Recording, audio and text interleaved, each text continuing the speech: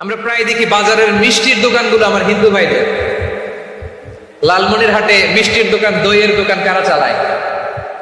হিন্দুরা চালায়।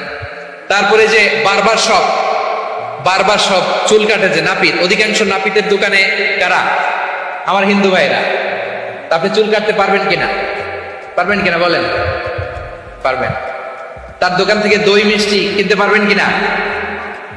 হ্যাঁ, আমার মুসলিম ভাইয়ের দোকান থাকলে ওইটার আমি বেশি প্রায়োরিটি দিব, ঠিক কিনা? কিন্তু যদি তাদের সার্ভিস নিতে চান, প্রোডাক্ট নিতে চান, পারবেন। তার দলিল সহিহ বুখারী, আম্মা জান আয়েশা রাদিয়াল্লাহু তাআলা আনহা বলেন, ইশতারা রাসূলুল্লাহ সাল্লাল্লাহু আলাইহি ওয়াসাল্লাম মিন ইয়াহুদিন তুআমান ওয়া রাহানাহু দিরআহু মিন হাদিদ। রাসূল সাল্লাল্লাহু আলাইহি ওয়াসাল্লাম এক ইহুদির কাছ থেকে, কার কাছ থেকে? সবাই বলে নাই। কার কাছ থেকে? আমার নবী, পেয়ারা নবী এক ইহুদির কাছ থেকে জব কিনেছিল। জব, বার্লি, যেটা দিয়ে রুটি বানায়।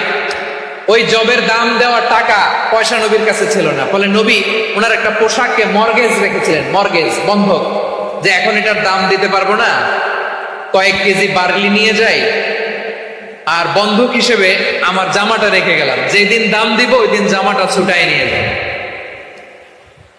সুবহানাল্লাহ পড়বেন না? বাকিতে নিছিলেন, বাকিতে। দিরআহু মিন হাদিদ, লোহার তৈরি বর্ম, মানে যুদ্ধের পোশাক, লোহা দিয়ে বানানো। বিষ্ণুনবী বললেন, কয়েক কেজি জব দাও, টাকাটা পরে দিব, এখন টাকা নাই, বন্ধক হিসেবে, মর্গেজ হিসেবে আমার জামা রেখে গেলাম, যখন টাকা দিব জামা ছুটাই নিব। আওয়াজ করে বলতে হবে সুবহানাল্লাহ। এ থেকে বোঝা গেল অমুসলিমদের সাথে ফিনান্সিয়াল ডিলিং করা যায়, অর্থনৈতিক লেনদেন করা যায়, কেনাবেচা করা যায়, প্রোডাক্ট কেনা যায়।